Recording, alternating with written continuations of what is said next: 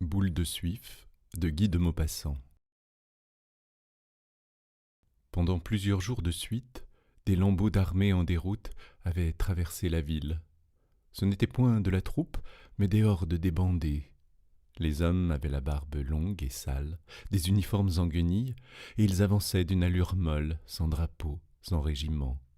Tous semblaient accablés, éreintés, incapables d'une pensée ou d'une résolution, marchant seulement par habitude et tombant de fatigue sitôt qu'ils s'arrêtaient.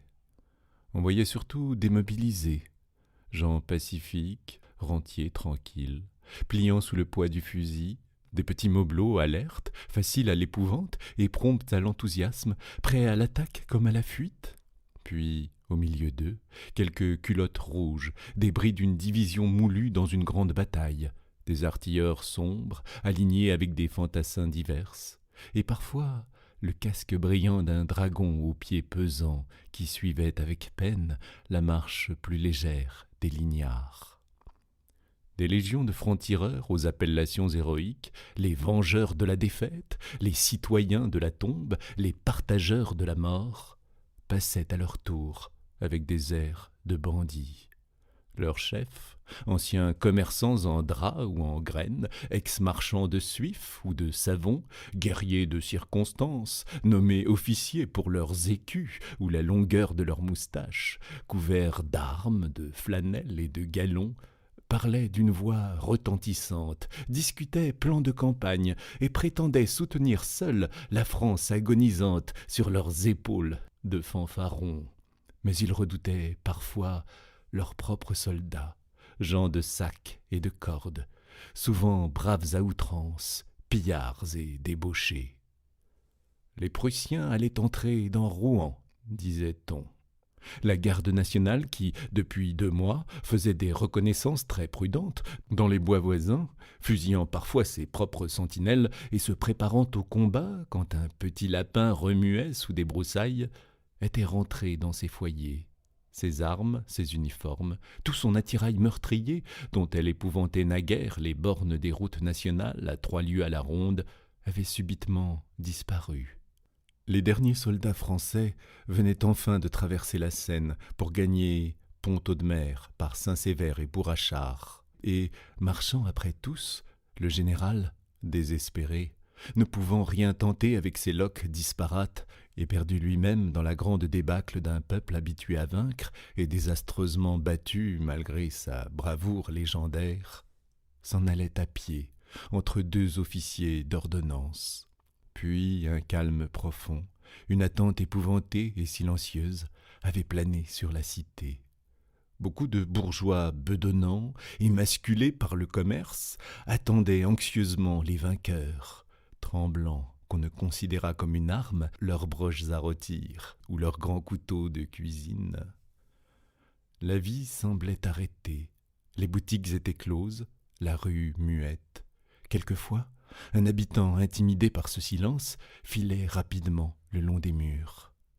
L'angoisse de l'attente faisait désirer la venue de l'ennemi. Dans l'après-midi du jour qui suivit le départ des troupes françaises, quelques Uhlans, sortis on ne sait d'où, traversèrent la ville avec célérité. Puis, un peu plus tard, une masse noire descendit de la côte Sainte-Catherine, tandis que 2 autres flots envahisseurs apparaissaient par les routes de Darnetal et de Bois-Guillaume. Les avant-gardes des 3 corps, juste au même moment, se joignirent sur la place de l'hôtel de ville. Et par toutes les rues voisines, l'armée allemande arrivait, déroulant ses bataillons qui faisaient sonner les pavés sous leurs pas durs et rythmés. Des commandements criés d'une voix inconnue et gutturale montaient le long des maisons qui semblaient mortes et désertes, tandis que, derrière les volets fermés, des yeux guettaient ces hommes victorieux, maîtres de la cité, des fortunes et des vies, de par le droit de guerre. Les habitants, dans leurs chambres assombries, avaient l'affolement que donnent les cataclysmes, les grands bouleversements meurtriers de la terre, contre lesquels toute sagesse et toute force sont inutiles. Car la même sensation reparaît chaque fois que l'ordre établi des choses est renversé, que la sécurité n'existe plus, que tout ce que protégeaient les lois des hommes ou celles de la nature se trouve à la merci d'une brutalité inconsciente et féroce. Le tremblement de terre écrasant sous les maisons croulantes un peuple entier, le fleuve débordé qui roule les paysans noyés avec les cadavres des bœufs et les poutres arrachées aux toits, ou l'armée glorieuse massacrant ceux qui se défendent, emmenant les autres prisonniers, pillant au nom du sabre et remerciant un Dieu au son du canon, sont autant de fléaux effrayants qui déconcertent toute croyance à la justice éternelle, toute la confiance qu'on nous enseigne en la protection du ciel et en la raison de l'homme.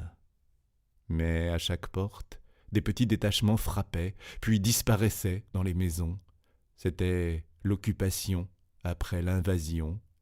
Le devoir commençait pour les vaincus de se montrer gracieux envers les vainqueurs. Au bout de quelque temps, une fois la première terreur disparue, un calme nouveau s'établit. Dans beaucoup de familles, l'officier prussien mangeait à table. Il était parfois bien élevé et, par politesse, plaignait la France, disait sa répugnance en prenant part à cette guerre. On lui était reconnaissant de ce sentiment. Puis on pouvait, un jour ou l'autre, avoir besoin de sa protection. En le ménageant, on obtiendrait peut-être quelques hommes de moins à nourrir. Et pourquoi blesser quelqu'un dont on dépendait tout à fait ? Agir ainsi serait moins de la bravoure que de la témérité. Et la témérité n'est plus un défaut des bourgeois de Rouen, comme au temps des défenses héroïques où s'illustra leur cité. On se disait enfin, raison suprême tirée de l'urbanité française, qu'il demeurait bien permis d'être poli dans son intérieur, pourvu qu'on ne se montrât pas familier en public avec le soldat étranger. Au dehors, on ne se connaissait plus, mais dans la maison, on causait volontiers, et l'Allemand demeurait plus longtemps, chaque soir, à se chauffer au foyer commun. La ville même reprenait peu à peu de son aspect ordinaire. Les Français ne sortaient guère encore, mais les soldats prussiens grouillaient dans les rues.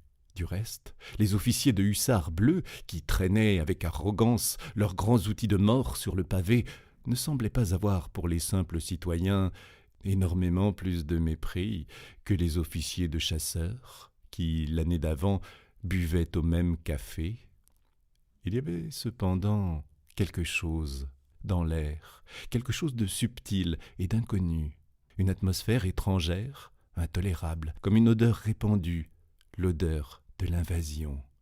Elle emplissait les demeures et les places publiques, changeait le goût des aliments, donnait l'impression d'être en voyage, très loin, chez des tribus barbares et dangereuses. Les vainqueurs exigeaient de l'argent, beaucoup d'argent. Les habitants payaient toujours, ils étaient riches d'ailleurs. Mais plus un négociant normand devient opulent, et plus il souffre de tout sacrifice, de toute parcelle de sa fortune qu'il voit passer aux mains d'un autre. Cependant, à 2 ou 3 lieues sous la ville, en suivant le cours de la rivière, vers Croisset, Dieppedalle ou Biessart, les mariniers et les pêcheurs ramenaient souvent du fond de l'eau quelques cadavres d'Allemands gonflés dans son uniforme, tués d'un coup de couteau ou de savate, la tête écrasée par une pierre ou jetés à l'eau d'une poussée du haut d'un pont.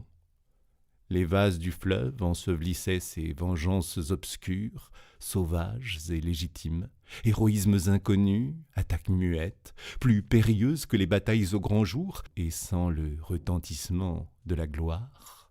Car la haine de l'étranger arme toujours quelques intrépides prêts à mourir pour une idée. Enfin, comme les envahisseurs, bien qu'assujettissant la ville à leur inflexible discipline, n'avaient accompli aucune des horreurs que la renommée leur faisait commettre tout le long de leur marche triomphale, on s'enhardit, et le besoin du négoce travailla de nouveau le cœur des commerçants du pays. Quelques-uns avaient de gros intérêts engagés au Havre que l'armée française occupait, et ils voulurent tenter de gagner ce port en allant par terre à Dieppe, où ils s'embarqueraient. On employa l'influence des officiers allemands dont on avait fait la connaissance, et une autorisation de départ fut obtenue du général en chef.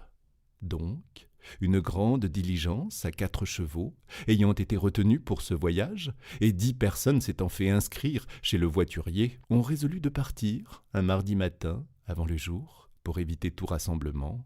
Depuis quelque temps déjà, la gelée avait durci la terre, Et le lundi, vers 3 heures, de gros nuages noirs venant du nord apportèrent la neige qui tomba sans interruption pendant toute la soirée et toute la nuit. À 4h30 du matin, les voyageurs se réunirent dans la cour de l'hôtel de Normandie, où l'on devait monter en voiture. Ils étaient encore pleins de sommeil et grelottaient de froid sous leurs couvertures. On se voyait mal dans l'obscurité, et l'entassement des lourds vêtements d'hiver faisait ressembler tous ces corps à des curés obèses avec leurs longues soutanes. Mais 2 hommes se reconnurent, un troisième les aborda, ils causèrent. « J'emmène ma femme, dit l'un. « J'en fais autant, et moi aussi. » Le premier ajouta. « Nous ne reviendrons pas à Rouen, et si les Prussiens approchent du Havre, nous gagnerons l'Angleterre. » Tous avaient les mêmes projets, étant de complexion semblable. Cependant, on n'attelait pas la voiture. Une petite lanterne, que portait un valet d'écurie, sortait de temps à autre d'une porte obscure pour disparaître immédiatement dans une autre. Des pieds de chevaux frappaient la terre, amortis par le fumier des litières, et une voix d'homme parlant aux bêtes et jurant s'entendait au fond du bâtiment. Un léger murmure de grelots annonça qu'on remuait les harnais.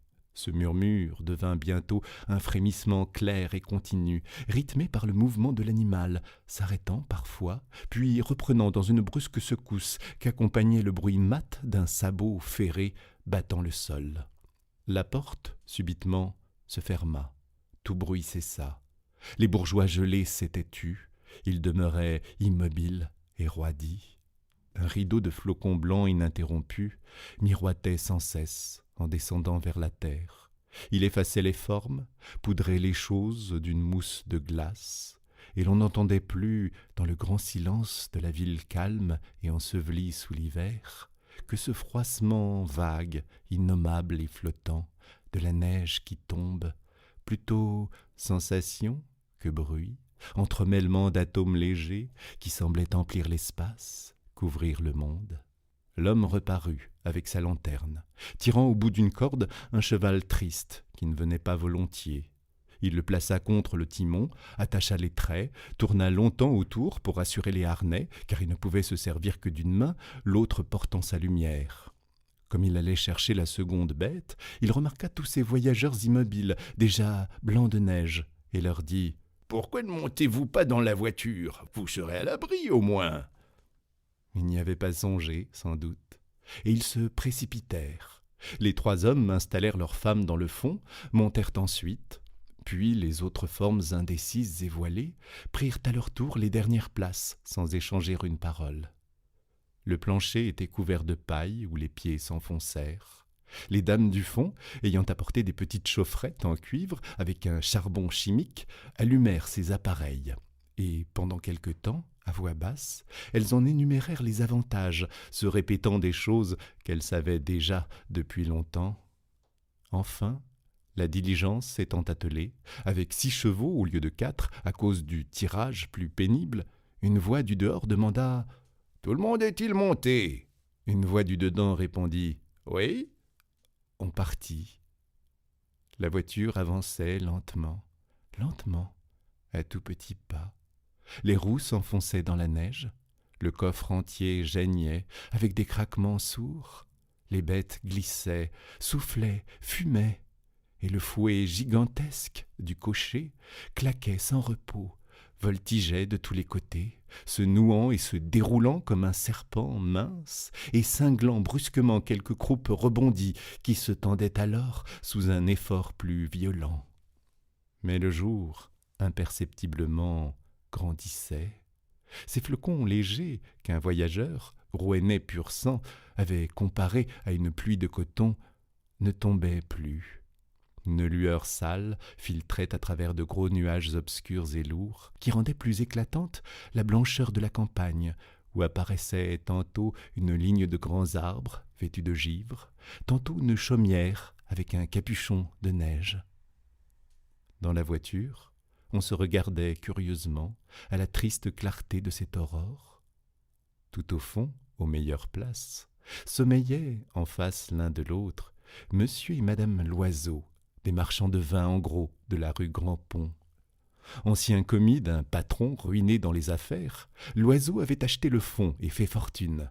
Il vendait à très bon marché de très mauvais vins aux petits débitants des campagnes et passait parmi ses connaissances et ses amis pour un fripon madré, un vrai Normand plein de ruse et de jovialité. Sa réputation de filou était si bien établie qu'un soir, à la préfecture, M. Tournel, auteur de fables et de chansons, esprit mordant et fin, une gloire locale, ayant proposé aux dames qu'il voyait un peu somnolentes de faire une partie de «L'oiseau vole», le mot lui-même vola à travers les salons du préfet, puis, gagnant ceux de la ville, avait fait rire pendant un mois toutes les mâchoires de la province. L'oiseau était en outre célèbre par ses farces de toute nature, ses plaisanteries, bonnes ou mauvaises, et personne ne pouvait parler de lui sans ajouter immédiatement « Il est impayable, ce l'oiseau !» De taille exiguë, il présentait un ventre en ballon surmonté d'une face rougeaude entre deux favoris grisonnants. Sa femme, grande, forte, résolue, avec la voix haute et la décision rapide, était l'ordre et l'arithmétique de la maison de commerce, qu'il animait par son activité joyeuse. À côté d'eux se tenait, plus digne, appartenant à une caste supérieure, Monsieur Carré-Lamadon, homme considérable, posé dans les cotons, propriétaire de 3 filatures, officier de la Légion d'honneur et membre du Conseil général. Il était resté tout le temps de l'Empire chef de l'opposition bienveillante, uniquement pour se faire payer plus cher son ralliement à la cause qu'il combattait avec des armes courtoises, selon sa propre expression. Madame Carré-Lamadon, beaucoup plus jeune que son mari, demeurait la consolation des officiers de bonne famille envoyés à Rouen en garnison. Elle faisait vis-à-vis à son époux, toute petite, toute mignonne, toute jolie, pelotonnée dans ses fourrures, et regardait d'un œil navré l'intérieur lamentable de la voiture. Ses voisins, le comte et la comtesse Hubert de Bréville, portaient un des noms les plus anciens et les plus nobles de Normandie.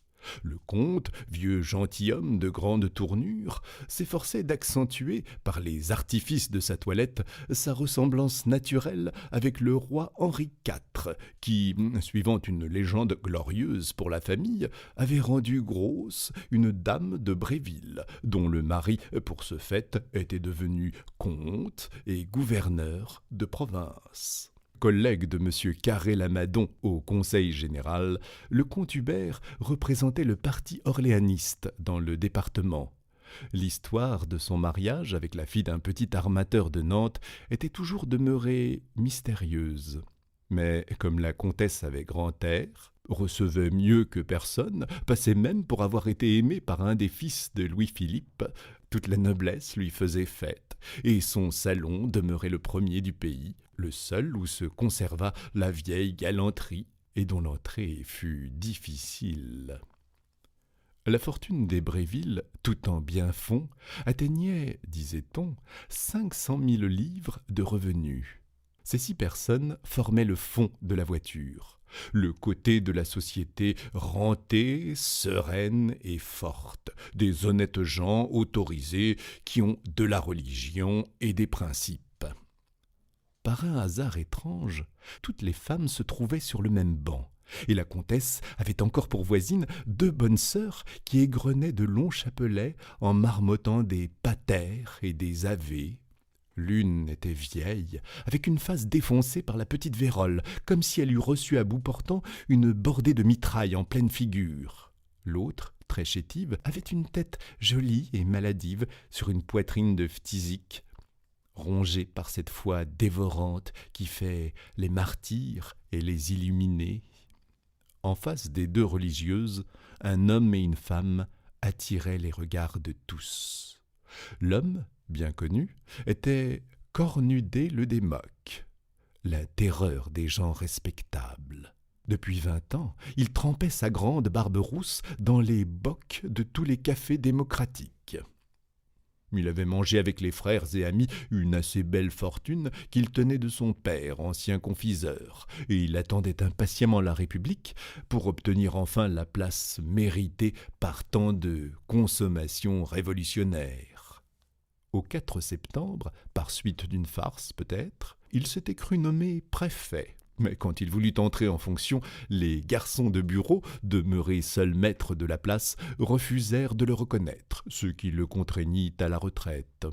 Fort bon garçon, du reste, inoffensif et serviable, il s'était occupé avec une ardeur incomparable d'organiser la défense. Il avait fait creuser des trous dans les plaines, coucher tous les jeunes arbres des forêts voisines, semer des pièges sur toutes les routes, et à l'approche de l'ennemi, satisfait de ses préparatifs, il s'était vivement replié vers la ville. Il pensait maintenant se rendre encore plus utile au Havre, où de nouveaux retranchements allaient être nécessaires. La femme, une de celles appelées galantes, était célèbre par son embonpoint précoce qui lui avait valu le surnom de boule de suif. Petite, ronde de partout, grasse à l'art, avec des doigts bouffis, étranglés aux phalanges, pareils à des chapelets de courtes saucisses, avec une peau luisante et tendue, une gorge énorme qui saillait sous sa robe. Elle restait cependant appétissante et courue, tant sa fraîcheur faisait plaisir à voir. Sa figure était une pomme rouge, un bouton de pivoine prêt à fleurir, et là-dedans s'ouvraient en haut 2 yeux noirs magnifiques, ombragés de grands cils épais, qui mettaient une ombre dedans. En bas, une bouche charmante, étroite, humide pour le baiser, meublée de quenottes luisantes et microscopiques. Elle était de plus, disait-on, pleine de qualités inappréciables. Aussitôt qu'elle fut reconnue, des chuchotements coururent parmi les femmes honnêtes, et les mots de prostituée, de honte publique, furent chuchotés si haut qu'elle leva la tête. Alors, elle promena sur ses voisins un regard tellement provoquant et hardi qu'un grand silence aussitôt régna. Et tout le monde baissa les yeux, à l'exception de l'oiseau, qui la guettait d'un air émoustillé. Mais bientôt, la conversation reprit entre les 3 dames, que la présence de cette fille avait rendues subitement amies, presque intimes. Elles devaient faire, leur semblait-il, comme un faisceau de leur dignité d'épouse en face de cette vendue sans vergogne, car l'amour légal le prend toujours de haut avec son libre confrère. Les 3 hommes aussi, rapprochés par un instinct de conservateur à l'aspect de Cornudet, parlaient argent d'un certain ton dédaigneux pour les pauvres. Le comte Hubert disait les dégâts que lui avaient fait subir les Prussiens, les pertes qui résulteraient du bétail volé et des récoltes perdues, avec une assurance de grand seigneur 10 fois millionnaire, que ces ravages gêneraient à peine une année. M. Carré-Lamadon, fort éprouvé dans l'industrie cotonnière, avait eu soin d'envoyer 600 000 francs en Angleterre, une poire pour la soif qu'il se ménageait à toute occasion. Quant à l'oiseau, il s'était arrangé pour vendre à l'intendance française tous les vins communs qui lui restaient en cave, de sorte que l'État lui devait une somme formidable qu'il comptait bien toucher au Havre. Et tous les 3 se jetaient des coups d'œil rapides et amicaux. Bien que de conditions différentes, ils se sentaient frères par l'argent, de la grande franc-maçonnerie de ceux qui possèdent, qui font sonner de l'or en mettant la main dans la poche de leur culotte. La voiture allait si lentement qu'à 10 heures du matin, on n'avait pas fait 4 lieues. Les hommes descendirent 3 fois pour monter des côtes à pied. On commençait à s'inquiéter, car on devait déjeuner à Toth, et l'on désespérait maintenant d'y parvenir avant la nuit. Chacun guettait pour apercevoir un cabaret sur la route, quand la diligence sombra dans un amoncellement de neige, et il fallut 2 heures pour la dégager. L'appétit grandissait, troublait les esprits, et aucune gargote, aucun marchand de vin ne se montrait, l'approche des Prussiens et le passage des troupes françaises affamées ayant effrayé toutes les industries. Les messieurs coururent aux provisions dans les fermes au bord du chemin, mais ils n'y trouvèrent pas même de pain, car le paysan défiant cachait ses réserves dans la crainte d'être pillé par les soldats, qui, n'ayant rien à se mettre sous la dent, prenaient par force ce qu'ils découvraient. Vers 1 heure de l'après-midi, l'oiseau annonça que, décidément, il se sentait un rude creux dans l'estomac.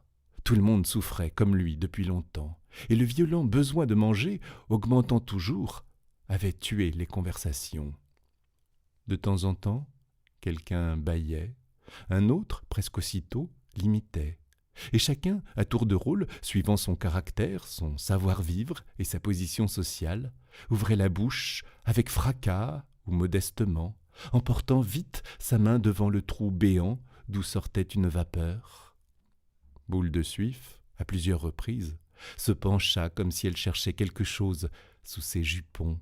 Elle hésitait une seconde, regardait ses voisins, puis se redressait tranquillement. Les figures étaient pâles et crispées. L'oiseau affirma qu'il payerait 1000 francs un jambonneau. Sa femme fit un geste comme pour protester. Puis elle se calma. Elle souffrait toujours en entendant parler d'argent gaspillé et ne comprenait même pas les plaisanteries sur ce sujet. « Le fait est que je ne me sens pas bien, » dit le comte. « Comment n'ai-je pas songé à apporter des provisions ?» Chacun se faisait le même reproche. Cependant, Cornudet avait une gourde pleine de rhum. Il en offrit, on refusa froidement.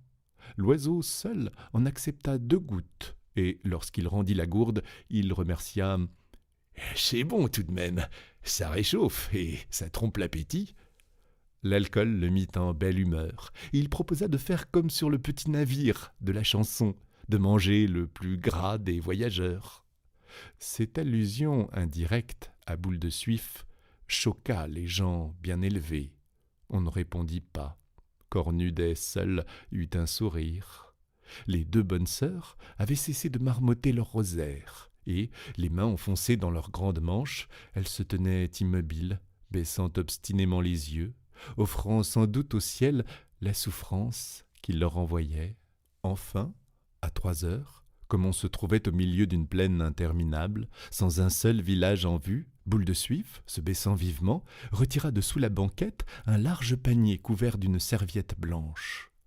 Elle en sortit d'abord une petite assiette de faïence, une fine timbale en argent, puis une vaste terrine dans laquelle 2 poulets entiers, tout découpés, avaient confit sous leur gelée. Et l'on apercevait encore dans le panier d'autres bonnes choses enveloppées, des pâtés, des fruits, des friandises, les provisions préparées pour un voyage de 3 jours, afin de ne point toucher à la cuisine des auberges. 4 goulots de bouteilles passaient entre les paquets de nourriture. Elle prit une aile de poulet et, délicatement, se mit à la manger avec un de ces petits pains qu'on appelle « régence » en Normandie. Tous les regards étaient tendus vers elle. Puis l'odeur se répandit, élargissant les narines, faisant venir aux bouches une salive abondante, avec une contraction douloureuse de la mâchoire sous les oreilles. Le mépris des dames pour cette fille devenait féroce, comme une envie de la tuer ou de la jeter en bas de la voiture, dans la neige, elle, sa timbale, son panier et ses provisions. Mais l'oiseau dévorait des yeux la terrine de poulet. Il dit « À la bonne heure, madame a eu plus de précautions que nous.